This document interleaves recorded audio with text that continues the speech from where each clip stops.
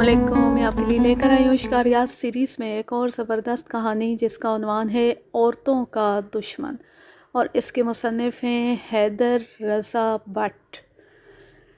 تعجب کی بات تو یہ تھی کہ وہ چیتا صرف عورتوں کو اپنے ظلم و ستم کا نشانہ بنا رہا تھا، مردوں اور بچوں کو وہ سونگھتا تک نہیں تھا۔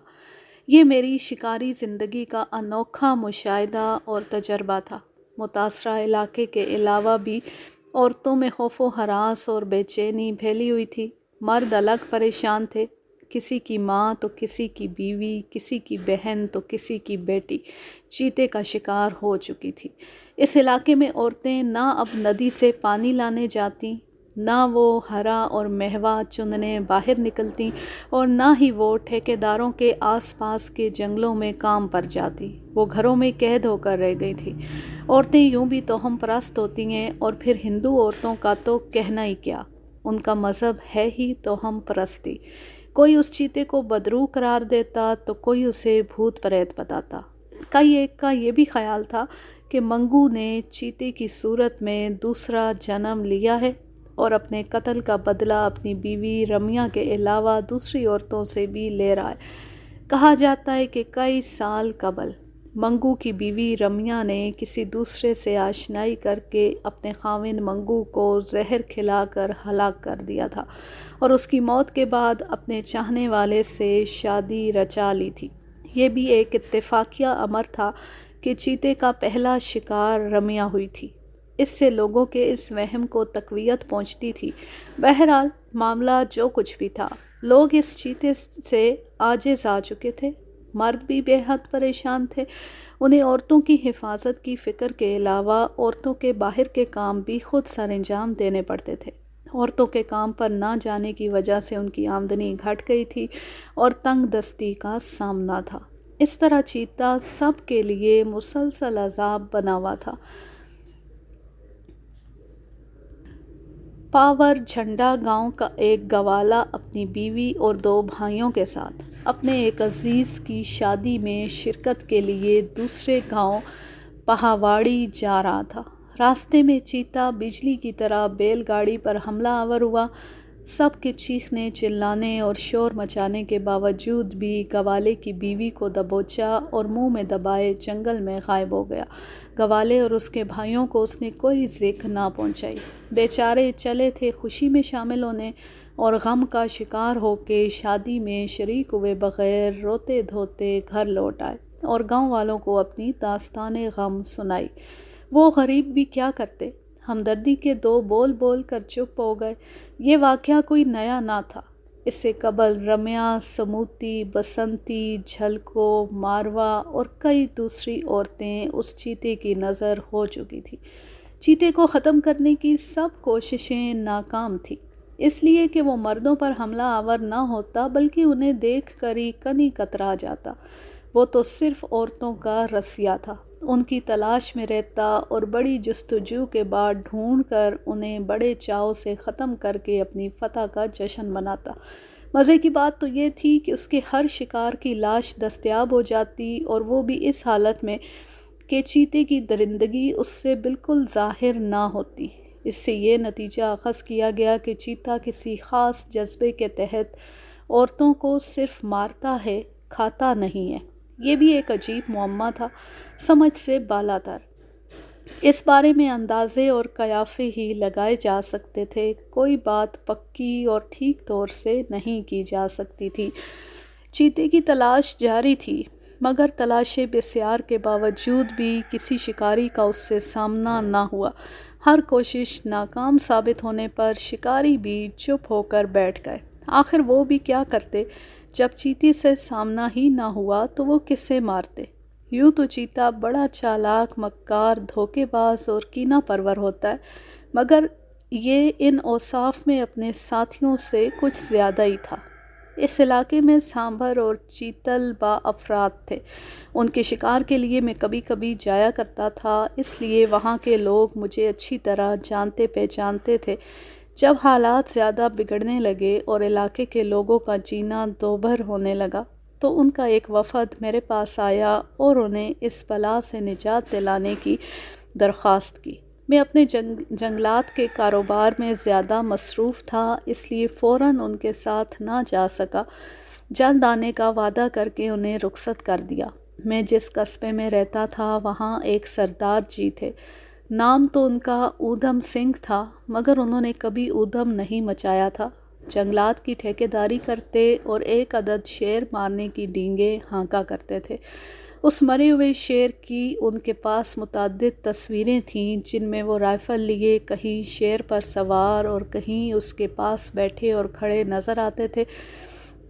ان تصویروں سے تو یہی ظاہر ہوتا تھا کہ شیر واقعی سردار جی نے مارا ہے، مگر جاننے والے جانتے تھے اور حقیقت بھی یہی تھی کہ شیر خود ہی مر گیا تھا، اور سردار جی اپنے ٹرک میں جنگل میں جاتے ہوئے اسے راستے میں مرا پڑا دیکھ کر ایک گولی مار کر اٹھا لائے تھے اور بڑی دھوم دھام سے قصبے میں اس کا جلوس نکالا تھا۔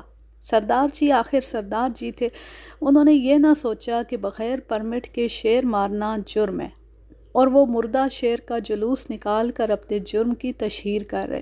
انہوں نے کہا تھا کہ شیر حملہ آور ہوا تھا اور اپنے بچاؤ میں انہوں نے اس پر گولی چلائی تھی۔ چونکہ قصداً انہوں نے ایسا نہیں کیا، اس لیے وہ بالکل بے قصور ہیں۔ محکمہ جنگلات نے ان کی ایک نہ سنی اور انہیں دھر لیا۔ سردار جی نے مقدمہ لڑا، 500 روپے جرمانہ ادا کیا، مگر شیر کی کھال ہاتھ سے نہ جانے دی۔ شیر کا چمڑا ہی تو ان کے پاس شکاری ہونے کا ثبوت تھا، بھلا وہ اسے کیسے چھوڑ دیتے؟ بعد میں انہوں نے چمڑا میسور سے پکوایا اور اس کا سر بنوا کر اپنے ڈرائنگ روم میں لگا دیا، تاکہ جیتا جاگتا نہ سہی تو مردہ ہی ثبوت رہے اور وقت ضرورت کام آئے۔ یہ الگ بات ہے کہ بعد میں سردار جی کے ڈرائیور نے، جسے انہوں نے ملازمت سے الگ کر دیا تھا، بھانڈا پھوڑ دیا کہ شیر کو کسی نے زہر دے دیا تھا اور وہ جنگل میں سڑک کے کنارے مرا پڑا تھا۔ مرے ہوئے شیر پر بھی گولی میں نے چلائی تھی، سردار جی نے تو صرف تصویریں اتروائی تھیں۔ یہ بات درست معلوم ہوتی تھی، اس لیے کہ ان دنوں لوگوں نے بہت سے شیروں کو زہر کھلا کر ہلاک کر دیا تھا، اور حکومت خاصی پریشان تھی۔ شیر سے نہ سامنا کرنے کی ضرورت اور نہ گولی چلانے کی حاجت۔ اس کا طریقہ یہ تھا کہ جو ہی شیر گارا کرتا، یعنی کسی جانور کو مارتا اور تھوڑا کھا کر چلا جاتا، تو جنگلی لوگ مردہ جانور میں زہر بھر دیتے۔ شیر دوبارہ آ کر اسے کھاتا، پانی پیتا اور مر جاتا۔ لوگ مردہ شیر کو اٹھا لاتے اور اس کی کھال اتار کر بیچ ڈالتے۔ حکومت نے کافی تگ و دو اور سختی کے بعد اس دھاندلی پر قابو پایا۔ اگر حکومت حرکت میں نہ آتی تو ممکن ہے بہت سے علاقوں کے شیر بالکل ہی ختم ہو جاتے۔ پھر بھی زہر کھلانے والوں نے شیروں کو خاصا نقصان پہنچایا اور کئی علاقوں کے شیر ختم کر دیے۔ چند روز بعد کچھ فرصت ملی تو میں نے سردار جی سے ذکر کیا کہ فلاں علاقے میں ایک چیتا صرف عورتوں کو مار رہا ہے، وہاں کے لوگ میرے پاس آئے تھے، میں وہاں جا رہا ہوں، آپ بھی شکاری ہیں، کیا ہی اچھا ہو جو آپ کا ساتھ ہو جائے۔ سردار جی پہلے تو کچھ ٹال گئے، مگر بعد میں میرے زیادہ زور دینے پر راضی ہو گئے۔ میں اصل میں ان سے ایک خاص کام لینا چاہتا تھا، اس لیے انہیں ساتھ لے جانا چاہتا تھا۔ آپ شاید اندازہ نہ لگا سکیں، مگر میں نے بہت دور کی سوچی تھی۔ سردار جی خوبصورت اور نوجوان تھے، اور ان کی داڑھی مونچھ بالکل نام کو تھی۔ میں ان کے بال کھلوا کر انہیں عورت کا بہروپ دینا چاہتا تھا کہ چیتے کو دھوکہ دے کر باہر نکال سکوں، مگر میں نے انہیں یہ بات بتائی نہیں تھی۔ سوچا ایسا نہ ہو کہ یہاں یہ کہنے پر وہ برا مان جائیں یا راضی نہ ہو، موقع پر تو میں انہیں راضی کر ہی لوں گا۔ کسی عورت سے یہ کام لینا اس لیے مشکل تھا کہ اول تو کوئی بھی عورت اس پر راضی نہ ہوتی، دوسرے اگر ہو بھی جاتی تو چیتے کو مارنے کے علاوہ عورت کے بچاؤ کا مسئلہ بھی درپیش ہوتا۔ سردار جی کچھ بھی تھے، آخر مرد تھے، اپنا بچاؤ کر ہی سکتے تھے۔ میں اور سردار جی متاثرہ علاقے کو روانہ ہو گئے۔ وہاں پہنچنے پر لوگوں نے ہمارا پرجوش استقبال کیا، کوئی ہاتھ جوڑے کھڑا تھا تو کوئی ہمارے پاؤں چھو رہا تھا۔ عورتیں جو گھروں میں قید تھیں وہ بھی باہر آ گئیں۔ ایک میلہ سا لگ گیا۔ ہم لوگ علاقے کی فارسٹ چیک پوسٹ میں ٹھہرے تھے، مگر گاؤں کا پٹیل رملو گونڈ، جو ایک بڑی حویلی کا مالک تھا اور جس کے بارے میں قصے مشہور تھے کہ اسے پاس کے قلعے سے ایک بڑا دفینہ ہاتھ لگا ہے جس سے وہ امیر کبیر ہو گیا ہے، اور درجنوں گائے بھینسیں اور سینکڑوں ایکڑ زمین کا مالک بن گیا۔ وہ بضد تھا کہ ہم لوگ اسے اپنی خدمت کا موقع دیں اور اس کی حویلی کو رونق بخشیں۔ اس کے خلوص اور بار بار کے اصرار پر آخر ہم لوگ اس کی حویلی میں منتقل ہو گئے اور اسے اپنا آپریشن ہیڈ کوارٹر بنا لیا۔ ہماری آمد کی خوشی میں گھروں میں محصور رہنے والی عورتوں نے رات کو مشعلوں کی روشنی اور ڈھول کی گونج کے درمیان گونڈی لوک ناچ پیش کیا۔ انہوں نے خوب شراب پی اور جھوم جھوم کر ہماری شان میں گیت گائے۔ سردار جی بھی پینے پلانے میں شامل ہو گئے، اور جب نشہ زیادہ ہو گیا تو انہوں نے بھی عورتوں کے ساتھ بھنگڑا ناچنا شروع کر دیا۔ عورتوں کے جھرمٹ میں راجہ اندر بنے سردار جی جھوم جھوم کر ناچ رہے تھے اور ماہیے گا رہے تھے۔ لوگ بڑے لطف اندوز ہوئے۔ ایک سماں بن گیا۔ میں اس جشن کا مزہ لینے کے ساتھ ساتھ بڑا چوکنا بھی تھا۔ احتیاطاً میں نے بھری ہوئی رائفل بھی اپنے پاس رکھی ہوئی تھی۔ چھٹی حس مجھے ہوشیار رہنے کا اشارہ کر رہی تھی اور میں کسی بھی خطرے کا مقابلہ کرنے کے لیے بالکل تیار تھا۔ نہ جانے یہ جشن کب تک چلتا رہتا کہ اچانک ایک طرف چیخ پکار، بھگدڑ اور کھلبلی مچ گئی۔ اتنی روشنی اور سینکڑوں لوگوں کی موجودگی کے باوجود چیتے نے حملہ کر دیا۔ میری شکاری زندگی کا یہ ایک نیا اور انوکھا تجربہ تھا۔ حالانکہ دیکھا اور سنا تو یہی تھا کہ شیر اور چیتا روشنی اور بھیڑ بھاڑ کے نزدیک نہیں آتا، مگر اس چیتے کے تو ڈھنگ ہی نرالے تھے۔ معاملہ بڑا نازک تھا۔ اتنی بھیڑ میں گولی چلانے میں چیتے کے علاوہ اور کسی کو بھی گولی لگ جانے کا خطرہ تھا، اور گولی نہ چلانے کی صورت میں چیتے کا اپنے مقصد میں کامیاب ہو کر میرے لیے باعث رسوائی اور بدنام ہونے کا اندیشہ تھا۔ عجیب سا عالم تھا۔ بھاگم بھاگ میں کوئی کسی سے ٹکرا رہا تھا تو کوئی کسی کے پاؤں تلے روندا جا رہا تھا۔ ایک قیامت بپا تھی۔ بہرحال خدا کا نام لے کر میں بھری رائفل ہاتھ میں پکڑے آگے بڑھا اور لپک کر چیتے کو جا لیا۔ گولی چلانے کا موقع نہ تھا۔ میں نے رائفل کی نالی سے اسے ایک زوردار دھکا دیا۔ وہ بڑے زور سے ہررایا اور ذرا پیچھے کی طرف ہٹا۔ اب جو ہی لوگ تتر بتر ہوئے اور مجھے گولی چلانے کا موقع ملا، چیتا غائب ہو چکا تھا۔ میں بہت پشیمان ہوا کہ موقع ہاتھ سے نکل گیا۔ ساتھ ہی خدا کا لاکھ لاکھ شکر بھی ادا کیا کہ میں خود بھی بچ گیا اور چیتا بھی اپنے مقصد میں کامیاب نہیں ہوا۔ اب میدان صاف تھا۔ سب مرد اور عورتیں راہ فرار اختیار کر چکے تھے۔ کچھ دیر پہلے جہاں بڑی گہما گہمی تھی وہاں اب سناٹا چھایا ہوا تھا۔ اس ویرانی کو دیکھ کر کوئی اندازہ بھی نہیں لگا سکتا تھا کہ کچھ دیر پہلے تک یہاں ایک میلے کی سی کیفیت رہی ہوگی۔ مشعلوں کی روشنی نے دن کی جو کیفیت پیدا کی تھی اس کی جگہ اب تاریکی نے لے لی۔ سردار جی نے البتہ ہمت اور بہادری کا مظاہرہ کیا۔ وہ فرار نہیں ہوئے، مگر ان کا نشہ حیران ہو چکا تھا اور وہ بہت سہمے اور ڈرے ہوئے تھے۔ یوں گھبرایا ہوا تو میں بھی تھا اور اپنے آپ کو ملامت کر رہا تھا کہ چیتے کے ساتھ بڑی بے وقوفی، جلد بازی اور بے احتیاطی کا مظاہرہ کیا۔ اگر چیتا جوابی حملہ کر دیتا تو لینے کے دینے پڑ جاتے، اور یہ بات تھی بھی درست، مگر اس وقت مجھے اور کچھ سوجا ہی نہیں تھا۔ میں خود حیران تھا کہ اتنی ہمت اور جرأت کیسے اور کہاں سے آ گئی کہ چیتے کو دو بدو للکار کر مار بھگایا۔ کوئی نقصان نہ ہونے کی خوشی بھی تھی کہ کارروائی چاہے غلط اور قابل اعتراض تھی پھر بھی کامیاب رہی۔ دل کے بہلانے کو اتنا ہی بہت تھا۔ چیتے نے بھی شاید مجھے اس لیے بخش دیا کہ اس کو مردوں سے کوئی دشمنی نہ تھی۔ میں اور سردار جی حویلی جا کر لیٹ گئے۔ خوب تھکے ہوئے تھے، اس لیے جلد ہی سو گئے۔ صبح رملو پٹیل اگر ہمیں نہ اٹھاتا تو نہ جانے ہم کب تک سوئے رہتے۔ لوگوں کا یہ خیال تھا کہ ان کے بھاگ جانے کے بعد چیتا مار لیا گیا ہوگا، مگر جب انہیں معلوم ہوا کہ چیتا بھی ان کی طرح فرار ہونے میں کامیاب ہو گیا تو عورتیں پھر گھروں میں قید ہو گئیں، اور مرد یہ جانتے ہوئے بھی کہ چیتا انہیں کچھ نہیں کہتا، خوف و دہشت کے سمندر میں ڈوب گئے۔ ان کی گھبراہٹ اور ڈر کا یہ عالم تھا کہ چیتے کی تلاش میں جانے کے لیے کوئی بیل گاڑی چلانے کو بھی راضی نہ تھا۔ میں نے رملو پٹیل کو صاف صاف کہہ دیا کہ اگر یہی حال ہے تو ہم لوگ واپس چلے۔ تم جانو اور چیتا جانے، بعد میں مجھے الزام نہ دینا۔ میں پھر کبھی یہاں نہیں آؤں گا۔ اس کے کہنے سننے پر دمڑیا نامی ایک نوجوان بیل گاڑی چلانے کو راضی ہو گیا۔ یہ مسئلہ حل ہوا تو میں نے سردار جی کو سمجھایا کہ انہیں کیا کرنا ہے۔ اب خالصہ جی اکڑ گئے، بولے میں تو عورت نہیں بنتا۔ یہ نئی مشکل پیدا ہو گئی۔ جس علاقے کے مرد اس قدر ڈرپوک ہوں کہ چیتے کی تلاش کے لیے بیل گاڑی چلانے کو آمادہ نہ ہوں، وہاں کی عورتیں بھلا کیا اطمینان بخش کردار ادا کر سکتی تھیں؟ پھر بھی میں نے ایک ایسی باہمت عورت کی تلاش شروع کر دی جو میری مرضی کے مطابق تسلی بخش کردار ادا کر سکے، مگر ظاہر ہے کوئی عورت راضی نہ ہوئی۔ رملو پٹیل کی کوششیں بھی ناکام ہو گئیں۔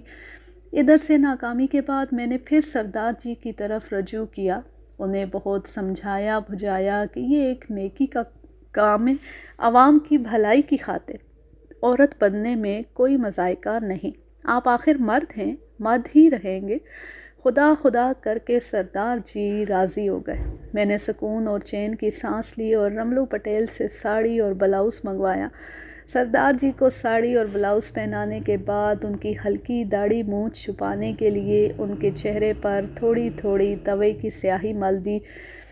اس سے تھوڑی بہت نظر آنے والی داڑھی مونچھ تو ڈھک گئی، مگر سردار جی نے زبردست احتجاج کیا کہ اب آپ میرا منہ بھی کالا کر رہے۔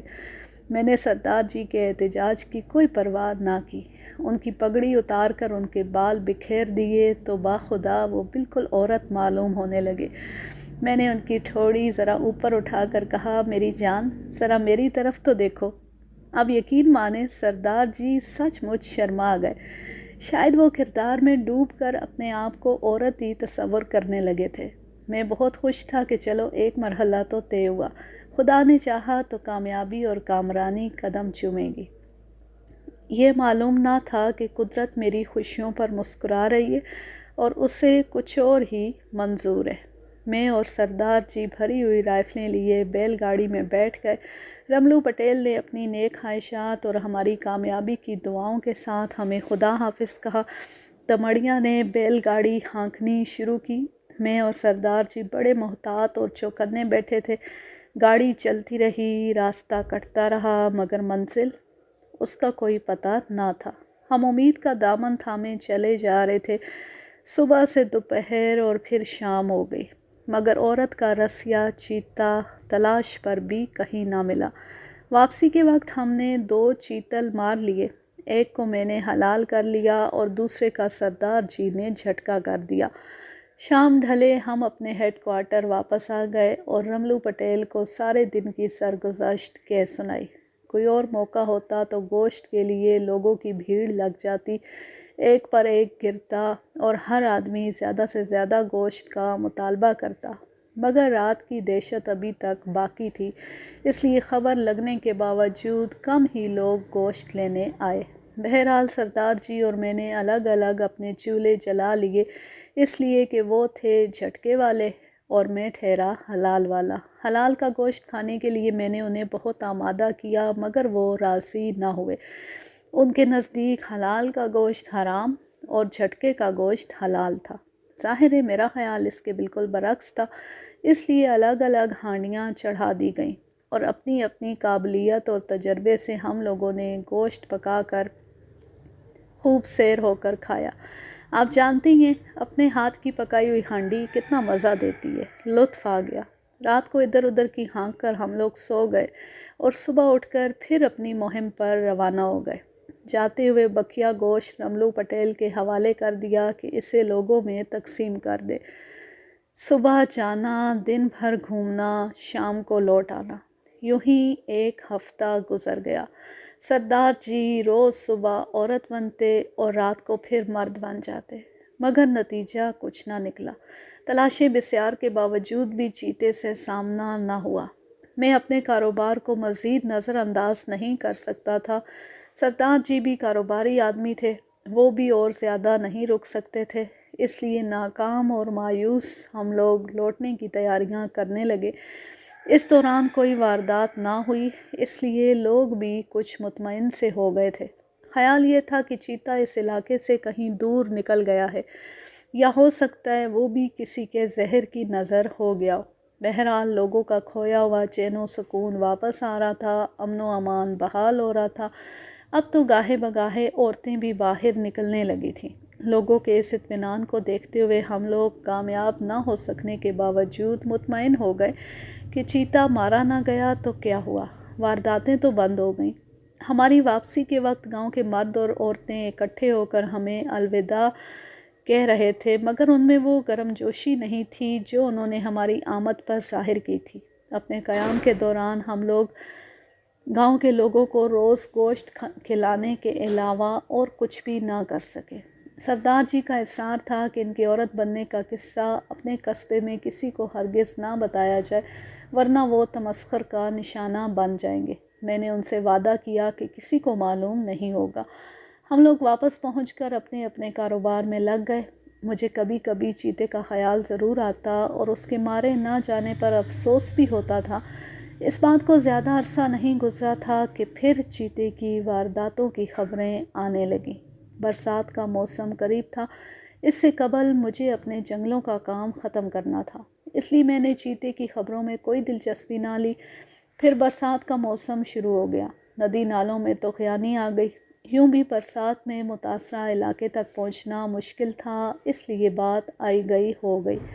برسات کے بعد جلد ہی جنگلوں میں پہنچنا مشکل ہوتا ہے۔ سڑکیں بارش سے ٹوٹ پھوٹ جاتی ہیں۔ محکمہ جنگلات کہیں نومبر تک ان کی مرمت کرتا ہے۔ اس کے بعد ہی آسانی سے جنگلوں میں آیا جایا جا سکتا ہے۔ شکر ہے چیتے نے اپنی ہلاکت خیز سرگرمیاں کم کر دی تھیں۔ اس دوران اکا دکا وارداتیں ہی ہوئیں۔ ایسا معلوم ہوتا تھا چیتا بھی بارش میں آرام کر رہا تھا اور موسم برسات کے ختم ہونے کا منتظر تھا۔ اس نے نومبر تک اپنی سرگرمیاں تیز کر دیں اور لوگوں کی چیخ و پکار حکومت کے ایوانوں تک پہنچنے لگی۔ جنگلات کے کاروبار کی بنا پر ہر وقت ڈویژنل فارسٹ آفیسر سے میرا پالا پڑتا تھا۔ جب لوگوں کی شکایتیں زیادہ بڑھنے لگیں تو انہوں نے بطور خاص مجھے یہ تاکید کی کہ میں فوراً متاثرہ علاقے کو روانہ ہو جاؤں اور چیتے کو ختم کر کے ہی واپس لوٹوں۔ میرے ایک جنگل کی میعاد کا معاملہ ان کے پاس زیر غور تھا۔ انہوں نے مجھے یقین دلایا کہ میں انہیں اس مصیبت سے چھٹکارا دلا دوں تو میرا کام ہو جائے گا۔ مرتا کیا نہ کرتا کہ مصداق مجھے فوری طور پر متاثرہ علاقے کو روانہ ہونا پڑا۔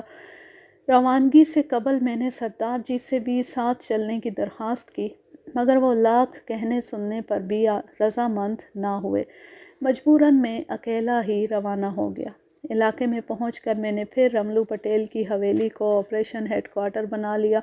اب مجھے ایک ایسی عورت کی تلاش تھی جو چیتے کو مارنے میں مجھ سے پورا تعاون کرے۔ اس کا کام صرف بیل گاڑی میں میرے ساتھ باہر جانے کا تھا، اس لیے کہ چیتا عورت کے سوا مرد کے پاس تو پھٹکتا تک نہ تھا۔ میری اور رملو پٹیل کی ہر کوشش ناکام رہی۔ کوئی بھی عورت اپنی جان خطرے میں ڈالنے کو تیار نہ تھی۔ میں بڑا پریشان تھا کہ آخر کیا کروں۔ چیتے کو مارنا بہت ضروری ہے۔ میرے جنگل کی میعاد کا مسئلہ درپیش نہ ہوتا تو شاید میں واپس آ گیا ہوتا، مگر چیتے کی موت اور جنگل کی میعاد لازم و ملزوم بنے ہوئے تھے۔ کئی مردوں کو بھی عورت بنانے کی کوشش کی، مگر اس کے لیے بھی کوئی تیار نہ تھا۔ ضرورت ایجاد کی ماں ہے کہ مصداق آخر مجھے ایک نئی ترکیب سوجی۔ میں نے ایک فیصلہ کیا، بڑا عجیب اور انوکھا فیصلہ، ایک ایسا فیصلہ جو اس سے قبل شاید ہی کبھی کسی شکاری نے کیا ہو۔ جب میں نے رملو پٹیل کو اپنے فیصلے سے آگاہ کیا تو وہ مسکرا دیا۔ آپ شاید سمجھ نہ پائے ہوں، میں نے خود عورت بننے کا فیصلہ کیا تھا۔ زندگی میں پہلی بار اپنی مونچھوں کو صاف کرتے وقت مجھے دکھ تو ہوا، اس لیے کہ مرد کی یہی ایک نشانی اور شان ہوتی ہے، مگر اس کے سوا کوئی چارہ نہ تھا۔ مجبوراً انہیں صاف کر کے ساڑی بلاؤز زیب تن کیا اور تھوڑے سے میک اپ کے بعد آئینے میں جو اپنی صورت دیکھی تو دنگ رہ گیا۔ میں اب کسی مہجبی سے کم نہ تھا۔ دل ہی دل میں سوچا، عورتوں کا رسیا چیتا اب بچ کر کہاں جائے گا۔ میں نے رملو پٹیل کو دمڑیا کو بلانے کے لیے کہا۔ وہ آ گیا تو بیل گاڑی جتوا کر میں روانہ ہو گیا۔ दमड़िया बैल गाड़ी हाँक रहा था और मैं भरी हुई राइफल लिए चीते के ख्याल में चौकन्ना बैठा इधर उधर देख रहा था। जो ही बैलगाड़ी ने एक मोड़ काटा, चीता सड़क पार करता हुआ नजर आया। मैंने आओ देखा न ताओ निशाना लेकर गोली चला दी। चीता वहीं ढेर हो गया। मेरी खुशी का ठिकाना ना था कि मूसी मरदूद इतनी आसानी से कैफरे किरदार को पहुंच गया। मैं बैलगाड़ी से कूदा और चीते के पास पहुंच गया, मगर उसे देखकर मेरा सारा जोश ठंडा पड़ गया। सब खुशियों पर पानी फिर गया। ये वो चीता ना था जिसकी तलाश थी और जिसकी खातिर मैं औरत बना था। मैं उसे खूब पहचानता था। उसके माथे पर एक बड़ा सा काला जला हुआ दाग था। मैं और दमड़िया मरे हुए चीते को उठाकर बैलगाड़ी में रख ही रहे थे कि दूसरी तरफ से एक बैलगाड़ी आ गई। उसमें 2 गोंड सवार थे। वो हैरान होकर एक अप टू डेट औरत को चीता उठाते और फिर बंदूक पकड़ते देख रहे थे। उन्होंने गोंडी ज़बान में दमड़िया से पूछा, ये मेम साहब कौन है? इससे पहले कि दमड़िया जवाब देता, मैं बोल पड़ा। वो मेरे मुंह से गोंडी बोली सुनकर और भी हैरान हुए। जब उन्हें सारा किस्सा बताया तो वो खूब हंसे और कहने लगे, वाह महाराज, आपने तो खूब सवांग रिचायो है। थोड़ी देर बाद हम लोग मुखालिफ सिमतों को रवाना हो गए। 8 रोज़ गुजर चुके थे। सुबह शाम की तगो दो ने थका दिया था, मगर नतीजा सिफर था। मायूसियों के साए लंबे होते जा रहे थे। सब्र का दामन हाथ से छूटता जा रहा था। मंजिल का कोई पता ना था। अगर मुझे जंगल की मियाद की फ़िक्र ना होती तो शायद मैं वापस लौट जाता। रोज़ इसी सहारे अपनी आस बंधाता और मुहिम पर रवाना हो जाता। हर सुबह पुरुमीद और हर शाम मायूस कौन साबित हो रही थी। आखिर मैंने फ़ैसला किया कि 2 रोज़ और कोशिश करूँगा। चीता मिल गया तो ठीक, वरना जंगल की मियाद जाए भाड़ में और चीता जाए जहन्नुम में। अब मज़ीद तकलीफ़ बर्दाश्त नहीं होती। शायद खुदा को भी अब मेरी मुश्किल आसान करना मंजूर था और मेरी रोज़ रोज़ की दुआओं को शर्फ़ कबूलियत बख्शना था। 10वें रोज़ में और दमड़िया थके मांदे, मायूस और नाकाम वापस आ रहे थे। बैल भी सारा दिन चल चल कर थके हारे थे और बेदिली से आहिस्ता आहिस्ता चल रहे थे। दमड़िया भी मायूस और चुपचाप था। इतने में झाड़ियों में सरसराहट हुई और मैं चौकन्ना हो गया। खुदा का शुक्र है कि मंजिल खुद मेरी तरफ चली आ रही थी। चीता झाड़ियों में से झांक झांक कर मुझे देख रहा था और मेरे औरत होने का जायज़ा ले रहा था। मैंने राइफ़ल पर अपनी गिरफ्त मजबूत कर ली और चीते के छलांग लगाने का इंतज़ार करने लगा। वो मुझे झाड़ियों में साफ नज़र नहीं आ रहा था, अलबत्ता उसके माथे के बड़े काले दाग को मैंने बखूबी पहचान लिया और दिल ही दिल में खुश हुआ। जो ही उसने छलांग लगाने के लिए अपने पाँव सुकेड़े, मैंने राइफ़ल सीधी कर ली। उधर वो कूदा, इधर मेरी गोली चली और पे दर पे 2 गोलियों ने उसे हमारी बैलगाड़ी के बिल्कुल पास ढेर कर दिया। आखिर में चीते को धोखा देने में कामयाब हो गया। मेरी खुशी का कोई ठिकाना ना था। ऐसा मालूम होता था जैसे कारून का ख़जाना हाथ आ गया। दमड़िया अलग खुशी में झूम रहा था। मैं राइफ़ल लिए बैलगाड़ी से नीचे उतरा और बखूद चीते का मुआयना किया तो पूरा यकीन हो गया कि ये वही मरदूद औरतों का दीवाना चीता है जिसकी तलाश और जस्तजू में 10 रोज़ से औरत बना जंगल जंगल भटक रहा था। मैं और दमड़िया ने उसे उठाकर बैलगाड़ी में रखा और गांव की तरफ रवाना हो गए। अब हमारे चेहरे खिले हुए थे और तो और शायद बैलों को भी कामयाबी का इल्म हो गया था। वो भी अब सरपट दौड़े जा रहे थे। जो ही बैलगाड़ी गांव में दाखिल हुई, दमड़िया ने चिल्ला चिल्ला कर लोगों को बताना शुरू कर दिया कि चीता मार लिया गया है। जू जू गाड़ी आगे बढ़ती गई, लोगों की भीड़ साथ होती गई। ہم لوگ جب رملو پٹیل کی حویلی پر پہنچے تو لوگوں کا ایک ہجوم ہمارے ساتھ تھا۔ ہجوم کو دیکھ کر رملو پٹیل کو سمجھنے میں دیر نہ لگی کہ چیتا مار لیا گیا ہے۔ میں جو ہی گاڑی سے اترا، رملو پٹیل نے جھک کر میرے پاؤں چھوئے، پھر مبارکباد دی اور بھاگا بھاگا اندر گیا۔ نہ جانے کب کا اس کے ہاں پھولوں کا ایک ہار رکھا تھا، وہ لا کر اس نے میرے گلے میں ڈال دیا۔ چیتے کو بیل گاڑی سے اتار کر ایک اونچی جگہ رکھ دیا گیا۔ گاؤں کے لوگ اس طرح اسے دیکھنے لگے جیسے بھگوان کے درشن کر رہے ہوں۔ رات کو جشن کا اہتمام کیا گیا، مشعلیں جلائی گئیں اور ڈھولوں کی گونج میں ناچ گا کر لوگوں نے یوم نجات منایا۔ شراب کی مستی میں ناچتے اور گاتے ہوئے ان جنگلی لوگوں کا تماشا میں کافی رات گئے تک دیکھتا رہا۔ جشن جاری تھا کہ مجھے نیند آنے لگی۔ 10 دن کا تھکا ہارا بھی تھا، اس لیے میں سو گیا۔ وہ لوگ نہ جانے کب تک شراب پیتے اور ناچتے گاتے رہے۔ کافی دن نکلے تک سو کر میں نے اپنی 10 دن کی تھکان دور کی۔ چیتا تو میں نے مار لیا تھا، مگر واپسی سے قبل یہ معمہ بھی مجھے حل کرنا تھا کہ آخر چیتے کا صرف عورتوں کو ہی مارنے کا کیا جواز تھا۔ میں تو مسلمان ہوں، دوسرے جنم پر یقین نہیں رکھتا۔ ہندو تو چیتے کو منگو کا دوسرا جنم بتا کر مطمئن تھے، مگر میں اسے ہرگز تسلیم کرنے کو تیار نہ تھا۔ چنانچہ میں نے وجوہات کی چھان بین شروع کر دی۔ رمیا چونکہ چیتے کا پہلا شکار تھی، اس لیے میں نے سب سے پہلے اس کے دوسرے خاوند وسنت سے پوچھ گچھ کی۔ اس نے بتایا کہ ایک رات چیتا ہماری بکریاں پکڑنے کے لیے گھر میں گھسا تھا۔ رمیا کو بخار چڑھا ہوا تھا اور وہ دروازے کے سامنے آگ تاپ رہی تھی۔ جو ہی چیتا اندر داخل ہوا، رمیا نے گھبراہٹ میں ایک بڑی جلتی ہوئی لکڑی اس کے سر پر دے ماری اور وہ ہراتا ہوا بھاگ گیا۔ دوسری رات وہ پھر آیا۔ رمیا اور میں سو رہے تھے۔ اس نے بکریوں کو پکڑنے کی بجائے جو ہی رمیا کو دبوچا، اس کی چیخ نکل گئی۔ اس سے پہلے کہ میں اٹھ کر کچھ کرتا، وہ رمیا کو لے گیا۔ میں کلہاڑی لے کر اس کے پیچھے بھاگا، مگر وہ غائب ہو چکا تھا۔ دوسرے دن صبح قریبی جنگل میں رمیا کی لاش ملی، جو بالکل صحیح سلامت تھی۔ چیتے نے اسے صرف مار ڈالا تھا، کھایا بالکل نہیں تھا۔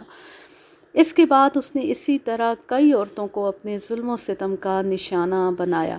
وسنت کے اس بیان سے معاملہ سمجھ میں آ گیا۔ رمیا نے چیتے کو جو جلتی لکڑی ماری تھی، اس کا نشان اس کے سر پر موجود تھا۔ انتقام کا جذبہ چیتے کی سرشت میں۔ پہلے تو اس نے رمیا سے بدلہ لیا، اس کے بعد وہ ہر عورت کا دشمن ہو گیا اور سب عورتوں سے انتقام لینا شروع کر دیا۔ اس کے برعکس مقامی ہندو لوگوں کا یہ خیال تھا کہ منگو نے چیتے کی صورت میں دوسرا جنم لے کر سب سے پہلے تو اس سے بدلہ لیا، اس کے بعد ہر عورت کو بے وفا تصور کر کے عورتوں کو بطور سزا اپنے ظلم و ستم کا نشانہ بنانا شروع کر دیا۔ ان کا یہ موقف بڑا بودا اور بے وزن معلوم ہوتا تھا، مگر وہ دلیل کو تسلیم نہیں کرتے تھے، حالانکہ میرا کہنا چیتے کی عادات و اطوار کے عین مطابق تھا، جسے وہ غلط قرار دیتے اور اپنے خیال کو بالکل صحیح مانتے۔ بہرحال اب آپ ہی فیصلہ کریں کہ حقیقت کیا تھی۔ میں نے معاملے کے دونوں پہلو آپ کے سامنے رکھ دیے ہیں۔ مجھے یقین ہے آپ بھی میرے خیال سے متفق ہوں گے۔ آخر میں اتنا اور بتا دوں کہ متاثرہ علاقے کے لوگوں نے مجھے شاہانہ طریقے سے رخصت کیا۔ میں نے جب واپس آ کر ڈویژنل فارسٹ آفیسر کو خوشخبری سنائی تو انہوں نے بھی سکھ اور چین کی سانس لی اور میری محنت اور کارگزاری کے بدلے میں میرے جنگل کی میعاد مجھے دلوا دی۔ آپ کو ایک اور دلچسپ اور مزے کی بات بتاؤں، یہ حضرت بھی دیگر ہندوؤں کی طرح میرے خیال سے متفق نہ تھے اور آواگون کے عقیدے کے چکر میں چیتے کو منگو کا دوسرا جنم قرار دیتے تھے۔ اس کہانی کا ماخذ ہے سیارہ ڈائجسٹ، سال نامہ سن 1968۔ یہ زبردست کہانی اپنے اختتام کو پہنچی۔ اب میں لیتی ہوں آپ سے اجازت۔ جانے خوش رہیں، شاد و آباد رہیں، ہنستے مسکراتے رہیں، اور اگر یہ کہانی یا میرا انداز پسند آئے تو اس چینل کو سبسکرائب ضرور کر لیں اور اس ویڈیو کو زیادہ سے زیادہ شیئر کیجیے۔